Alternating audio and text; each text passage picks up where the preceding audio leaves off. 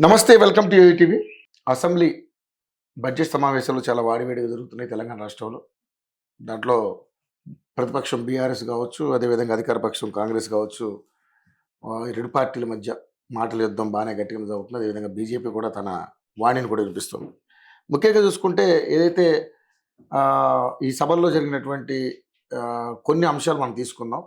ఎందుకంటే ఇక్కడ ఏదైతే మన స్టేషన్ కనుపూర్‌కు సంబంధించినటువంటి ఎమ్మెల్యే కడియం శ్రీహరి ఏదైతే తను ధరణి మీద మీరొక దాని మీద ఎంక్వైరీ చేపించండి. ధరణిలో జరిగినటువంటి ఘోరమైన తప్పిదాలు కావచ్చు, లోపాలు కావచ్చు, దాంట్లో జరిగిన అవినీతి విషయాల్లో కావచ్చు, ఎంక్వైరీ చేపించండి అని ఆయన ఏదైతే హౌస్‌లో తన వాణిని వినిపించినప్పుడు ఏదైతే హుజూరాబాద్ ఎమ్మెల్యే పాడి కౌశిక్ రెడ్డి తనని బెదిరించే విధంగా అంటే గన్ పెట్టి కాల్చే విధంగా ఒక రకమైనటువంటి సిగ్నల్స్ ఇచ్చాడని చెప్పేసి ఏదైతే సభలో చాలా రచ్చరచ్చ అయింది. దీనికి సంబంధించి సభలో ఉన్నటువంటి ఏదైతే మంత్రులందరూ కూడా వీరి మీద ఎథిక్స్ కమిటీకి వెంటనే దీన్ని సిఫారసు కమిటీని ఏర్పాటు చేయాలి, దీనికి సుమోటోగా విచారణ చేపట్టాలనే సీఎం మీద ఒత్తిడి తీసుకురావడం జరిగింది.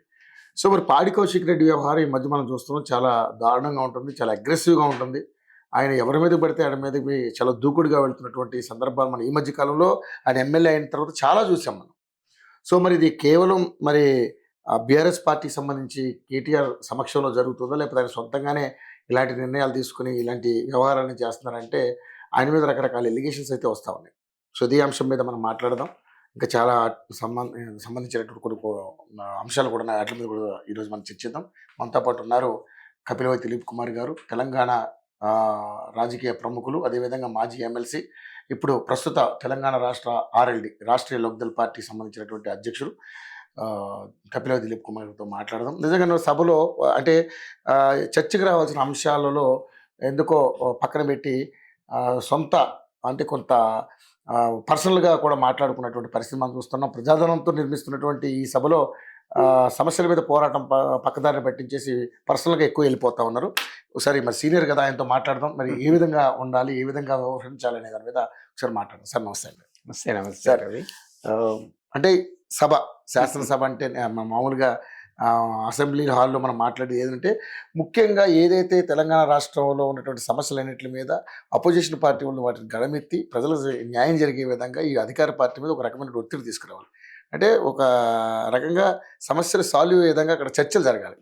కాకపోతే ఇక్కడ ఏంటంటే సీఎం గారు కూడా ఒక మాట అన్నారు, మా దగ్గర కూడా పైల్వాన్లు ఉన్నారు, రాజ్ ఠాకూర్లే, మావాడు కూడా ఉన్నాడు, మంచి దిట్టంగా ఉన్నాడు, కొట్టడానికి మావాడు కూడా సిద్ధంగా ఉన్నట్టుగా కొన్ని ఫన్నీగా నడుస్తూ ఉన్నాయి. కానీ ముఖ్యంగా చూసుకుంటే ఈ పాడి కౌశిక్ రెడ్డి వ్యవహారం చాలా దారుణంగా కనిపిస్తుంది సార్. అందరూ కూడా ఆయన మీద ఒక రకమైన ఎలిగేషన్ చేస్తాను. ఏంటి సార్ మొన్న జరిగినటువంటి సభలో ఇది కడియం శ్రీహరి గారికి కానీ ఎలా చూస్తారు మీరు దీన్ని?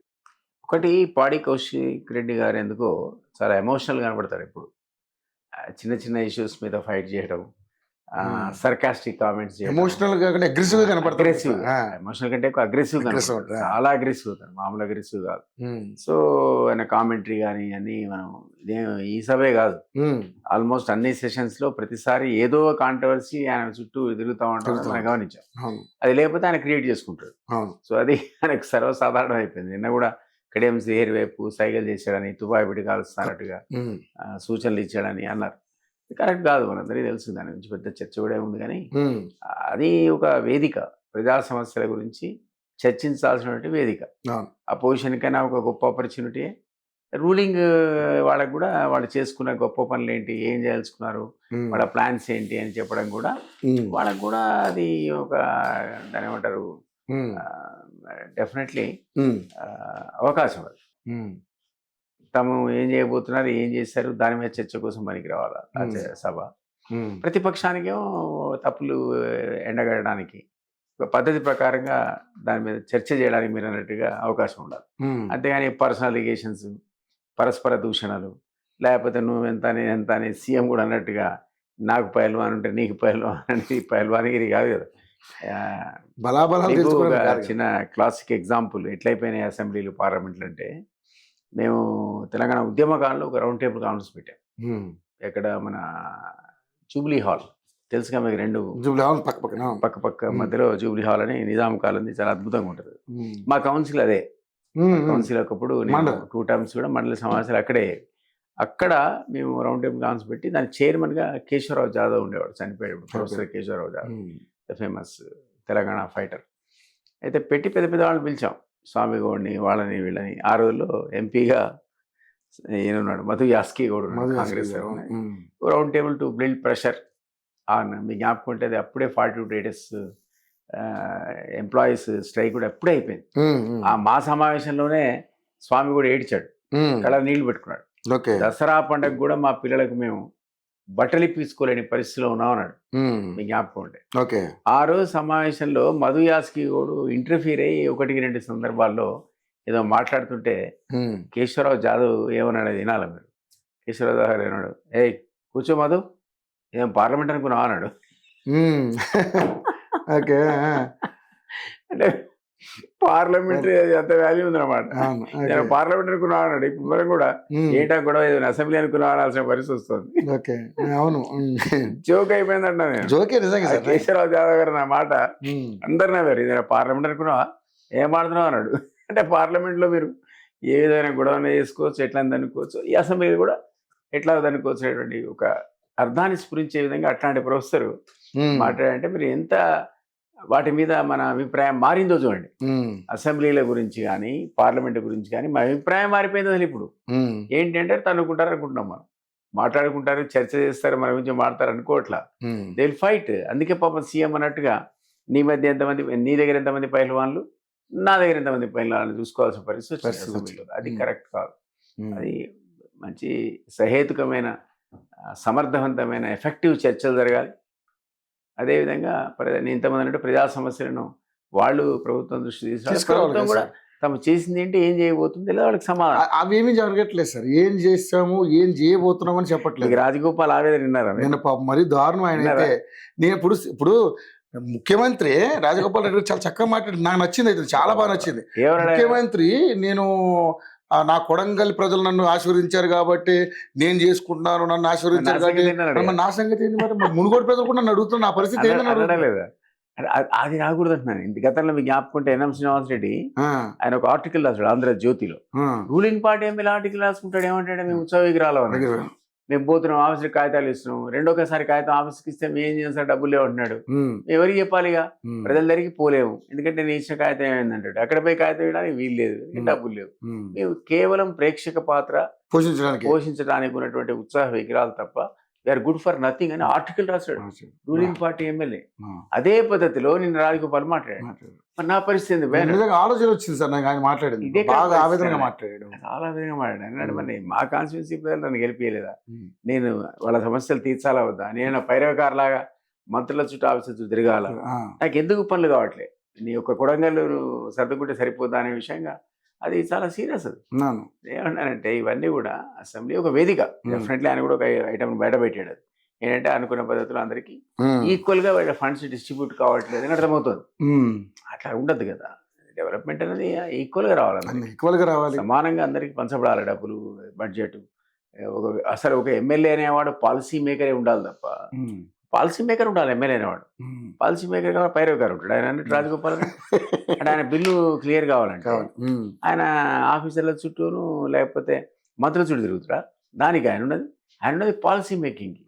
ఆ పాలసీ మేకింగ్ కోసం కాకుండా ఈ చిల్లర పంచాయతీల కోసం వేదికగా అసెంబ్లీ వాడడం అనేది చాలా దురదృష్టకరం. ఓకే. అసలు నిజంగా సార్ ఏది కూడా అక్కడ నాకు తెలిసి ఇప్పుడు ఈ జరిగిన ఈ 15-20 రోజుల్లో దేనికి చర్చకు వచ్చిందో, ఏ బిల్లులు పెట్టారో ఏంటో అన్నీ ఎంత గందరగోళంగా ఉంది తప్పితే వేరే ఏం మంచిగా అంటే తెలంగాణ ప్రజలకి ఇది జరిగిందని చెప్పే ప్రయత్నం కూడా చేయలేదు ఎవరు కూడా. ఈ అవకాశమే లేదు. అనుకుందాం నేను తిట్టా, నువ్వు నన్ను తిట్టా, నేను నీ మీద బురదయ్యా, నువ్వు నా మీద బురదయ్యా, ఇదే సరిపోతుంది తప్ప సభా సమావేశంలో. ఆ మాట అన్నాడు సీఎం. ఏమన్నాడు? అనుకూలమైనటువంటి వాతావరణంలో చర్చలు జరిపారు, తీసవతల వారండి అన్నాడు. వాళ్ళని సస్పెండ్ చేసి బయటకు పంపించేశారు బయటకి. అనగా తర్వాత ఇక జరిగింది. అంటే ఎట్లా మరి ఇప్పుడు పొజిషన్ లేకుండా నువ్వు బిల్లు పాస్ చేయడం అనుకుంటావా? చర్చ అవసరం లేదని. ఈ విధమైనటువంటి పరిస్థితి కూడా కరెక్ట్ కాదు. రూలింగ్ పార్టీ ఏదో వాడు అహంకారాన్ని ప్రదర్శించి అవతలాడు మాట్లాడుతున్నాడు. వీళ్ళు కూడా మరి మాట అన్నాడు. సీఎం ఏమన్నాడు? వాళ్ళ సీట్లో వాళ్ళు మాట్లాడితే ఎంత పర్మిషన్ ఇవ్వండి, పోడియంలోకి వచ్చి సభను కనుక అడ్డుకుంటే మాత్రం అవతల వారైనా అన్నాడు. అంటే is the lead of the house, ఆయనకు రైట్ ఉంది. ఆ ప్రపోజల్ మూవ్ చేయొచ్చు, సభ ఒప్పుకుంటే ఎవరైనా సస్పెండ్ చేయొచ్చు, అది వేరే విషయం. కానీ ఆ పరిస్థితి రాకూడదు అంటున్నాను నేను. ఓకే. ఎవడున్నాడు ఆడ కూర్చోవాలి, అక్కడి నుంచి నువ్వు ఎంతనా మాట్లాడు. అంటే ఆడ కూర్చొని తుపాకీ సైగ చేసి నేను చంపుతా అంటే వీడు కూడా పైలవానే ఉంటాడు కదా. చెప్తే కదా సార్ మరి. ఆయన పైలవాన్ అయితే వీళ్ళ దగ్గర ఉండరా? వీళ్ళు ఎన్నుకుంటారు కదా, ఈయన దగ్గర లేకపోతే ఈయన కాన్స్టిట్యూన్సీలో పైన వాళ్ళు ఉంటారు, వాళ్ళు వస్తారు నీ దగ్గరికి. అసలు ఈ వాతావరణం కరెక్ట్ కాదు. సరే, ఇంకోటి ఇప్పుడు రేవంత్ రెడ్డి గారు ఈ ధరణి మీద కూడా మాట్లాడారు. దీని మీద పూర్తి స్థాయిలో ఎంక్వైరీ జరగాలి, అసలు ధరణిలో జరిగిన అక్రమాల మీద హరీష్ రావుకు సంబంధించినటువంటి వాళ్ళ ఎవరైతే మన వాళ్ళ అదే వాళ్ళ బంధువులు కావచ్చు, ఇంకెవరైనా కావచ్చు, దీంట్లో ఘోరంగా దోపిడీ చేశారు వాళ్ళు కూడా అని చెప్పేసి మాట్లాడారు. ఎవరన్నారు? ముఖ్యమంత్రి గారు అన్నారు. అవును. కానీ అంటే ధరణి మీద మరి వీళ్ళు ఏదో భూభారతిని పెట్టారు సార్. సార్ ధరణిలో లోపాలు ఉన్నాయని చెప్పి భూభారతికి వచ్చారు. మరి భూభారతిలో కూడా వీళ్ళు ఏం చేయలేకపోతున్నారు కదా సార్. ఇంకా అసలు పూర్తిస్థాయి దీని మీద ఎటువంటి ఎంక్వైరీ లేదు, దీని మీద ఏమీ న్యాయం జరగట్లేదు. ప్రజలకి లాస్ అయిన వాళ్ళ పరిస్థితి ఏంటంటే కేవలం మార్చారు, పేర్లు మార్చారు. ఈ ప్రభుత్వం వచ్చిన తర్వాత తెలంగాణ తల్లి విగ్రహం మార్చారు, టీఎస్ని కాస్త టీజీ చేశారు. ఈ మార్పులే తప్పితే కొత్త మార్పులు అయితే ఏం కనపడలేదు సార్. యాక్చువల్లీ ధరణి కూడా ఎవరో నేను రిటైర్డ్ ఎంఆర్ఓ తహసీల్దార్ అసోసియేషన్ ప్రెసిడెంట్ కూడా మాట్లాడా.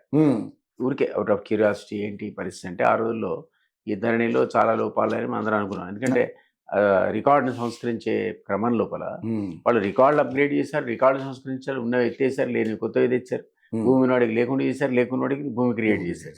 అందరూ కూడా తప్పుల తడక అది 5 లక్షల పిటిషన్స్ కోర్టులో వేశారు. 5 lakh పిటిషన్స్ కోర్టులో. 5 లక్షలు ఏంటది? సో అది దాన్ని బట్టే మనకు అర్థమవుతుంది ఇది తప్పుల తడక అని. సరే, వాట్ ఎవర్ ఇట్ ఈస్, వాళ్ళు రెక్టిఫై చేసుకుంటారంటే ఆయన నాకు ఏం చెప్పాడు ఆఫీసరు, ఏదైనా సరే మార్పులు కానీ సంస్కరణలు కానీ ఎప్పుడు చేయాలి, మీరు యాక్చువల్ సర్వే చేయాలి. ఫీల్డ్ మీద పోయి, ఎంత మోడర్న్ సర్వేలు కదా, పాతకాలలాగా కంపాస్ పెట్టి కొలుచుకొని వచ్చి చైన్లు వేసి లాగి అది కాదు. It's a computer survey. అంటే మీరు చాలా ఫాస్ట్గా అయిపోతుంది, వందల ఎకరాలు కూడా ఫాస్ట్గా అయిపోతుంది. అతనేమన్నా అంటే ముందు సర్వే సైంటిఫిక్గా చేసి ఆ సర్వేతో పాటు కనుక మీరు రికార్డ్స్ సవరిస్తే అసలు లైఫ్ లాంగ్లో ఎప్పుడు కూడా లైఫ్ టైంలో మళ్ళీ తప్పు జరగదు. సర్వే చేయకుండా మీరు రికార్డ్ సంస్కరిస్తా అంటే ఎట్లా సార్ అన్నాడు. అది వ్యాలిడ్ పాయింట్ ఉంది. ఓకే. సో సైంటిఫిక్ సర్వే ముందు జరగాలి, భూమికి జరిగితే 1 ఇంచు కూడా తెరగలట, 1 ఇంచు కూడా రాదట. అది మీరు సంస్కరణ ఎట్లా రావాలి అని అన్నాడు. అది తప్పుల తెరగానే అందరికీ తెలుసు. మా గ్రాండ్ ఫాదర్కి నాకు రావాల్సిన భూమి ఇది ఖమ్మమే కదా, నాది గార్ల బయ్యారంలో 25 acres. ధరణి వచ్చినాక మా తాతయ్య పేరు మాయమైపోయింది. ఇప్పుడు 25 ఎకరాలు 20 ఎకరాలు పోయింది. నేను ఎందుకో రికార్డ్స్ చెప్పిస్తే 2018 వరకే నా పేరు ఉంది మా గ్రాండ్ ఫాదర్ది.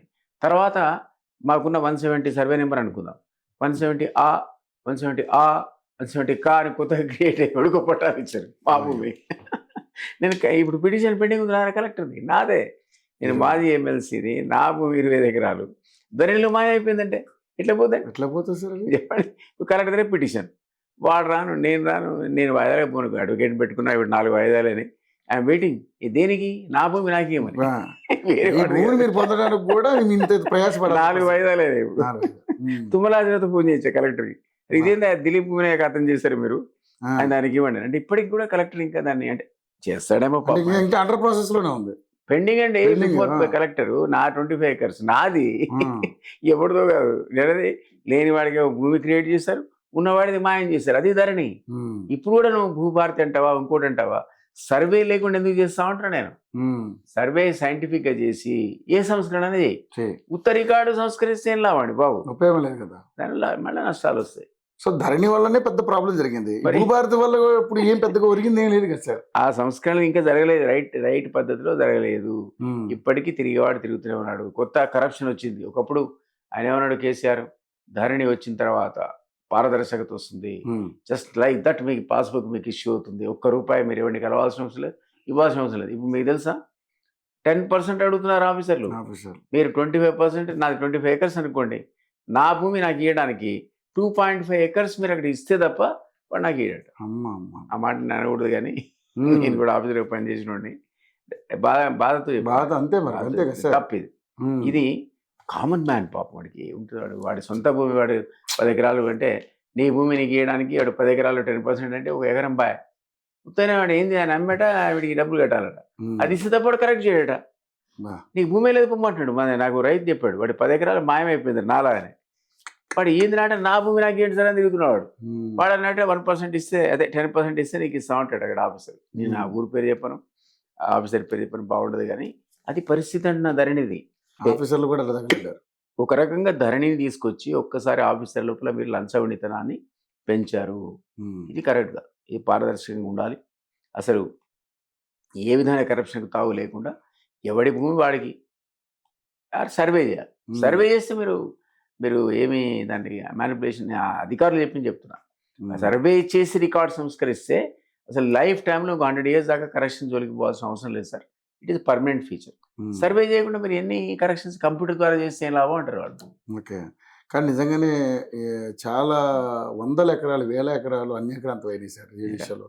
సో అంటే అజమాయిషి చేసినోడే దాన్ని లాక్కున్నాడు అనేది.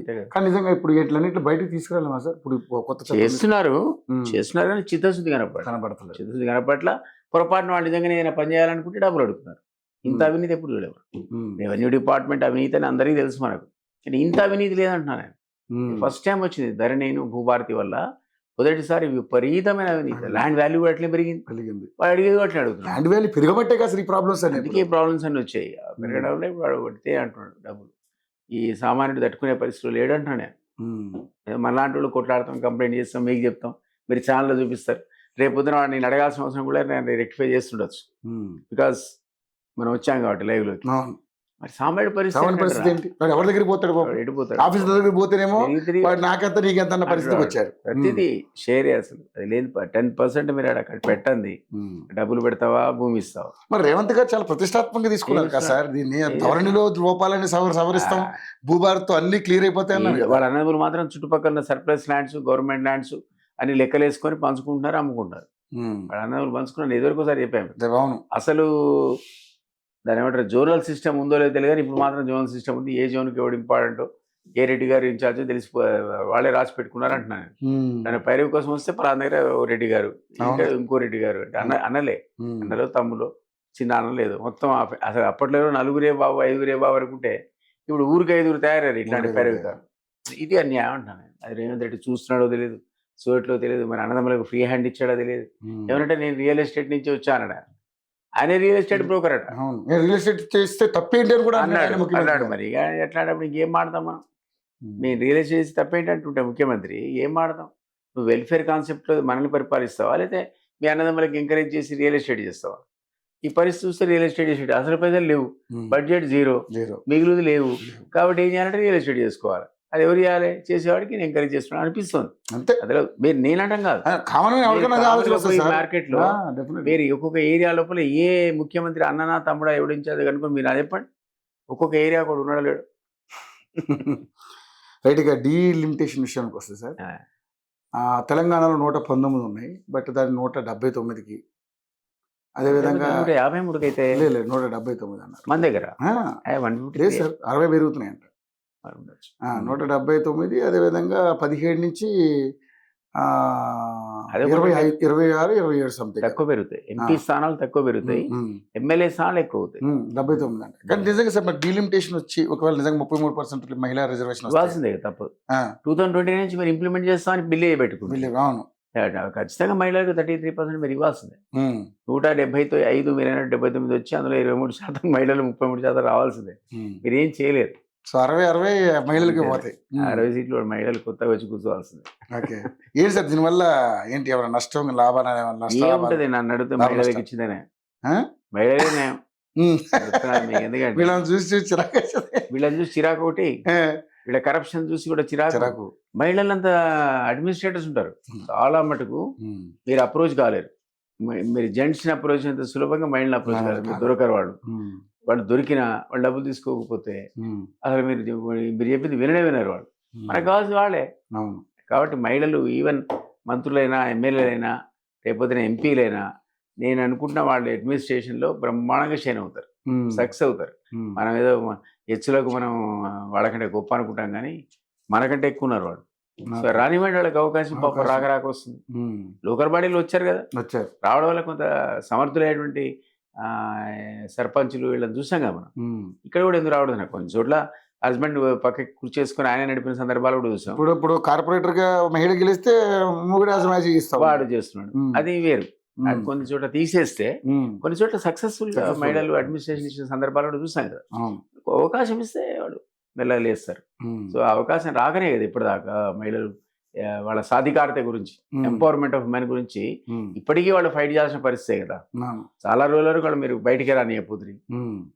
ఆ రోజుల్లో సతీ సహగనమైన హస్బెండ్ చనిపోతే కట్టి మరి ఈ మధ్యలో మీ జ్ఞాపకం 10 ఏళ్ల కింద రాజస్థాన్ లో ఒక అతను చనిపోతే భార్యను కట్టి కాల్చారు. ఈ టైంలో మన టైంలో 10 years కింద 21వ శతాబ్దంలో ఘోరం.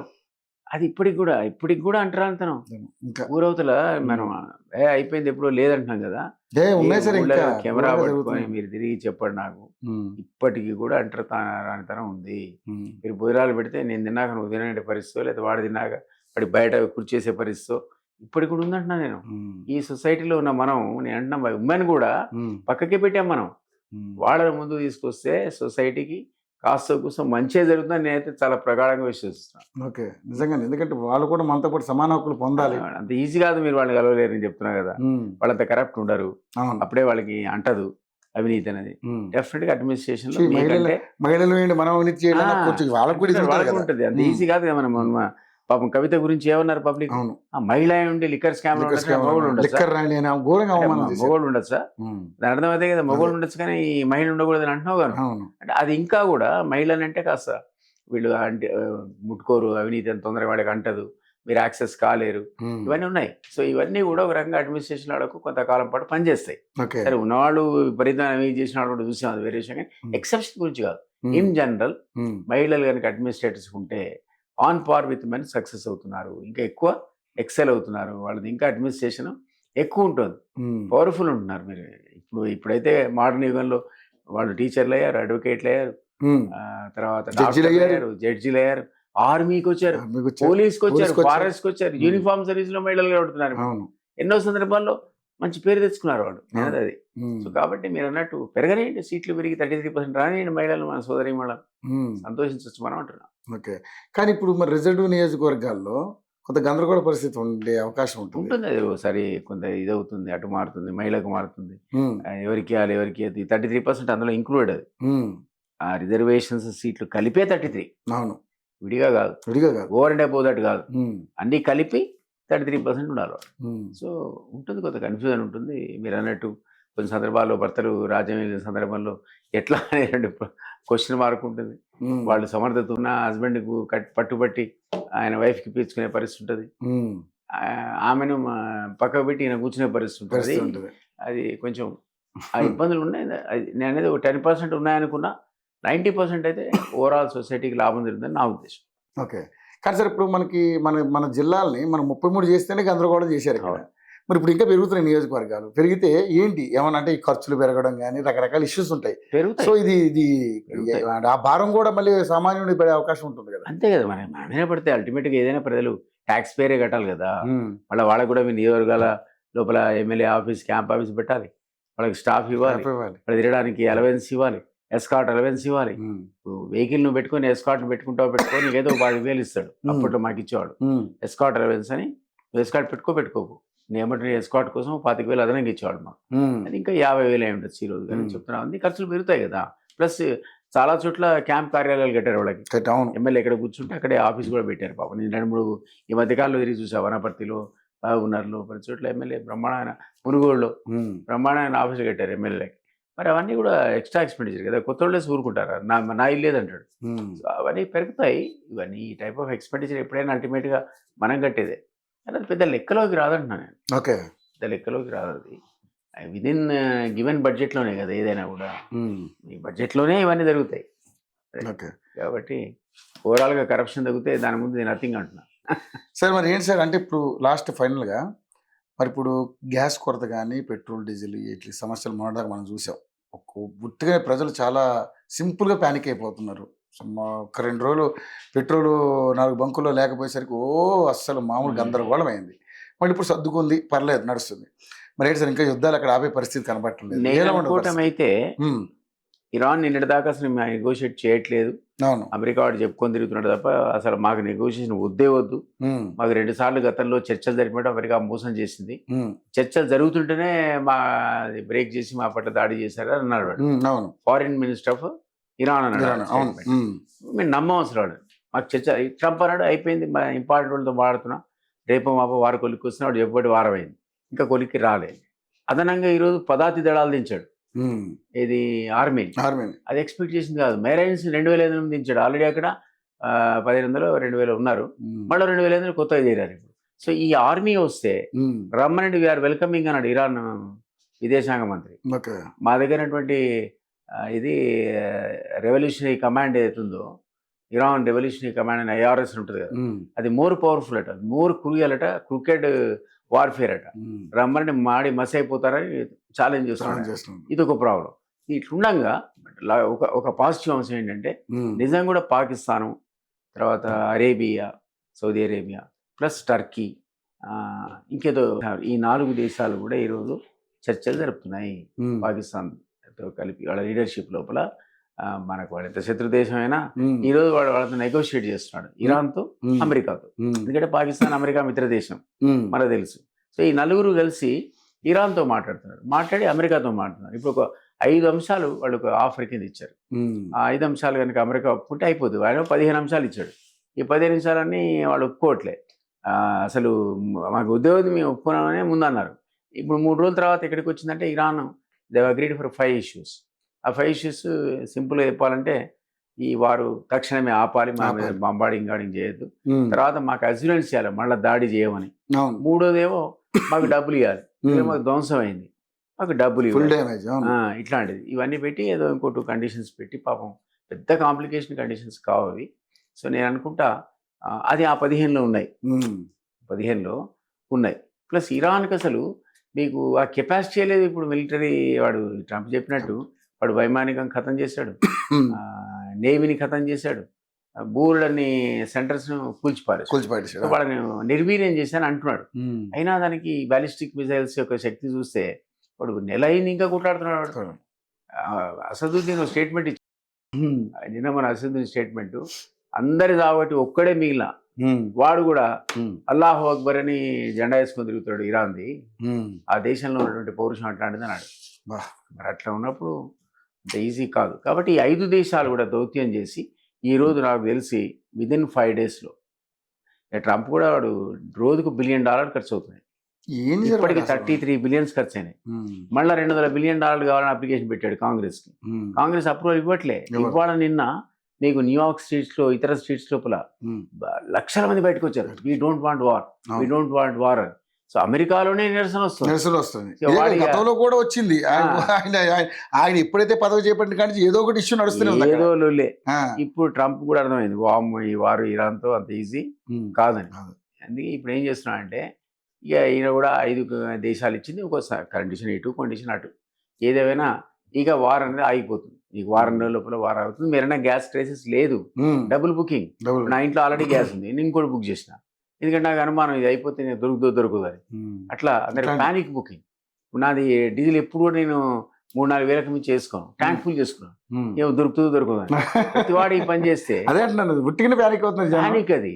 ప్రతివాడు ఈ పని చేస్తే ఏమవుతుంది, ఉన్న ట్యాంకులు ఖాళీ అయితే కొత్త రావడానికి టైం పడుతుంది, గ్యాస్ సిలిండర్ అయిపోతాయి, అంటే డబుల్ బుకింగ్. ఇవన్నీ ప్రాబ్లమ్స్ ఉన్నాయి, లేవడానికి లేదు. ప్రైజెస్ పెరిగినాయి, ఎందుకంటే ఇంటర్నేషనల్ డాలర్ $115 per dollar, ఏది $115 per barrel, అక్కడ పెరిగింది. 200 పెరుగుద్ది అన్నారు ఇంకా వార్ కంటిన్యూ అయితే.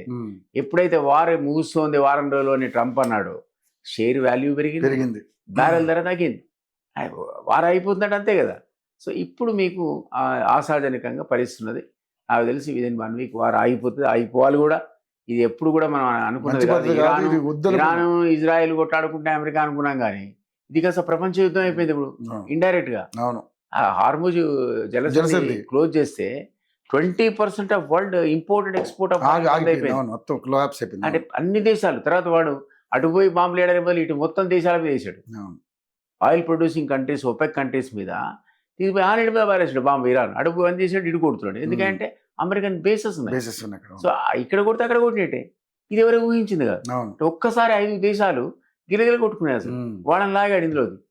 ఇప్పుడు వీళ్ళంతా కలిసి చర్చించుకొని అరే నాయన ఇక బంద్ చేయరా అనే పరిస్థితి తెచ్చాడు. అంటే దీని ఒక ట్రంప్ రకంగా నేనే గొప్పవాడు అనుకుంటే కాదు కదా సార్. ట్రంప్ మిగతా వాళ్ళు కూడా గొప్పవాళ్ళే కదా. ట్రంప్ చూస్తుండగానే వాడి పేరు చిన్నాభిన్నం అయిపోతే సో ట్రంప్ గాడికి కూడా తెలివి వచ్చింది, అర్థమైంది, ఇప్పుడు బుద్ధి వచ్చింది. వామ్మో ఇది ఇరాన్ కొట్టడం అంతా ఈజీగా ఆషామాషి కాదని. కాబట్టి అతను కూడా అర్థం చేసుకొని అందుకనే అసలు క్వశ్చన్ లేదు నేను ఒప్పుకోనన్న వాళ్ళ అతనే మొదలు పెట్టాడు.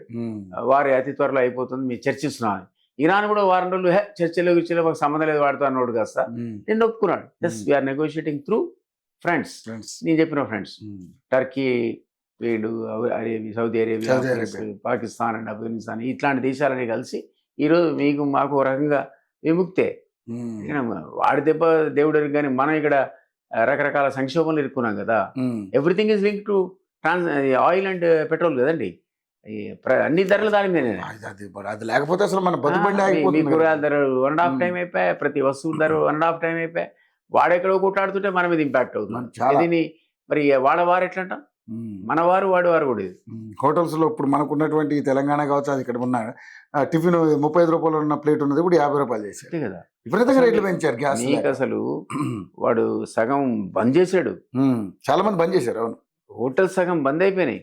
ఎక్కడ ఇప్పుడు మన మా ఎమ్మెల్యే క్వార్టర్స్ లో 100 రూపాయలు భోజనం ఎప్పుడు 130 చేశారట. 130 పొద్దున వస్తే భోజనాలు తెప్పిస్తే ఏంటంటే సార్ 130 ఇప్పుడే 100 కదా అంటే గ్యాస్ లేదు సార్ అంటున్నాడు. అంటే పొయ్యిల కంటి బిడ్డ వండుతున్నాడు. అయ్యే వరకులా మీకు ప్రైజ్ పెరిగిపోయాయి. అందుకని ఇవన్నీ కూడా ప్రపంచ సంక్షోభమే. ఈ సంక్షోభాన్ని కనుక వాళ్ళు అతి త్వరలో 1 వీక్ లో కట్టడి చేయకపోతే ఇది ఉండి మూడో ప్రపంచ యుద్ధం. వాడు ఆర్మీ దించాడు కదా, ఆర్మీ రండి చూద్దాం అన్నాడు. వాడు వీడు దన్నుకొని 1000 మంది చచ్చారండి. ఒకవేళ నిజంగా మూడో ప్రపంచ యుద్ధమే కనుక వస్తే సరే ఏంటి సార్ మన పరిస్థితి? కథమే. అసలు మనం ఈ మాత్రం దానికి గిలిగలు కొట్టుకొని డబ్బులు కట్టలేక, ట్రాన్స్పోర్టేషన్ పే చేయలేక, నిత్యావసర ధరలు ఫేస్ చేయలేక మనం ఉంటే అసలు ప్రపంచ యుద్ధం వస్తే ఇంకా ఉందా అసలు? సో మొత్తం దేశాల మీద దాని ఇంపాక్ట్ పడుతుంది. సో వాడు జరగకుండా చూసుకోవాలి. మనం ఏం చూస్తాం కానీ మామూలు ఎవరైనా దేశాలు కూడా కోరుకోవడం ఏంటంటే ఇది ఆగిపోవాలి, అర్జెంట్గా ఆగిపోతే అలాంటి ప్రక్రియ. వార్ అనేది ఇదివరకు లాగా 2 దేశాల మధ్యది కాదు. వాడు దన్నుకుంటే ప్రపంచం అంతా దాని మీద ఇంపాక్ట్ పడుతుంది. ఇప్పటిలాగా కాదు, గతంలో లాగా. కాబట్టి ఖచ్చితంగా మోడీ మీరు అవునన్నా కాదన్నా అందులో ఇన్వాల్వ్ అయినట్టే, మీరు అవునన్నా కాదన్నా దాని ఇంపాక్ట్ మన మీద ఉన్నట్టే. ప్రధానమంత్రిగా దీని మీద ఏం మాట్లాడే అనవసరంగా పోయి విజయాలకు జిందాబాద్ అని వచ్చాడు 1 డే ముందు. అసలే అలీన విధానం. మనం ఇంతవరకు ఈ నీళ్లలో నిన్ను సపోర్ట్ చేసలేదు, నిన్ను సపోర్ట్ చేసలేదు. మనం ఏమన్నాం, అరే బాబు తనుకోకండ్రా, పీస్ ఇస్ ద బెస్ట్ అన్నాం. ఎవడు చెప్పాడో టక్కన పోయాడు, ఈయన పోయి అట్లే ఫ్లైట్ దిగగానే వారు స్టార్ట్. ఇజ్రాయెల్ జిందాబాద్. అసలు మనకు పాతోడు ఇరాన్ గాడి మన మిత్రుడు వాడిని తనని ఎత్తేసాడు ట్రంప్ చేయబట్టి. వీడెత్తుకున్నాడు. వీడెత్తుకుంటే వీడి మీద అన్ని నిరసనలు, గొడవలు. ఆ వార్లో మీరు అవునన్నా కాదన్నా ఇన్వాల్వ్ అయిపోయి. అయినా ఇరాన్ పాపం వాడు జయశంకర్ గారు మాట్లాడితే ఇప్పటికీ 5వ 6వ షిప్ వదిలేసింది మిత్ర దేశం కింద పరిగణించి. ఆయన ఇజ్రాయెల్ జిందాబాద్ అని వచ్చినా సరే. సో అదొకటి మోడీ చేసి తప్పని నేను అనుకుంటా. ఏం ప్రెషర్ ఉందో, ట్రంప్ ఏం చెప్పాడు. ఆయన ట్రంప్ ఈయనిద్దరు కూడా దోస్తులు అని మనందరికీ తెలుసు. పెద్ద గుజరాత్ లో పెద్ద మీటింగ్ పెట్టాడు. అబ్కి బార్ ట్రంప్ కి సర్కార్ వాడు ఓడిపోయాడు. వచ్చినాడు జ్ఞాపకం పెట్టాడు. Trump remembers that particular rally. అట్లానే ట్యాక్స్ ఏమైనా ఇండియాకి ఎగ్జామ్షన్ ఇచ్చా అంటే అది కూడా వెళ్ళి ఇంత ఈజ్ మై గ్రేట్ ఫ్రెండ్ అనుకుంటూ మనకు కూడా వేసాడు. ఆ సుప్రీంకోర్టు పుణ్యమాని ఆగిపోయినాయి కానీ అమెరికన్ కోర్టు కొట్టేసింది. యు హావ్ నో పవర్ అంది. అనే వరకు ఏదో క్లాజ్ ఎత్తుకొని 10% వేసాడు. ఆ 18-25 టపాక్ని ఎగిరిపోయినాయి. వాడికి మధ్య మధ్య వేస్తుంది మొట్టికారాడు సుప్రీంకోర్టు, లేకపోతే సెనెట్, కాంగ్రెస్ వేస్తుంది. కాంగ్రెస్ 200 బిలియన్స్ ఇంక ఇవ్వలే. ఇప్పుడు గిలగిల కొట్టుకుంటున్నాడు డబ్బులు అని. సో ఇవన్నీ చూడాలి ఎట్లుంటాయి. కాబట్టి నేను అనేది ఏంటంటే ప్రపంచంలో ఏ మూల ఏం జరిగినా మనం కూడా ఎఫెక్ట్ అవుతుంది. నాకు తెలిసి 100% ఆ యుద్ధం కొనసాగే పరిస్థితి లేదు. అటు అమెరికాకి లేదు, ఇటు ఇరాన్కి లేదు. ఇద్దరు కూడా బాయ్ అని చేతులు కలుపుకోవాల్సింది. రైట్. ఏదేమైనా 1 వీక్ లో అంత సర్దుమణిగాలని మనం కూడా కోరుకుందాం సార్. Thank you. మరిన్ని అప్డేట్స్ తో మళ్ళీ కలుసుకుంటాను సార్. చూసారు కదండి, మరిన్ని అప్డేట్స్ తో మళ్ళీ కలుసుకుందాం. Thank you.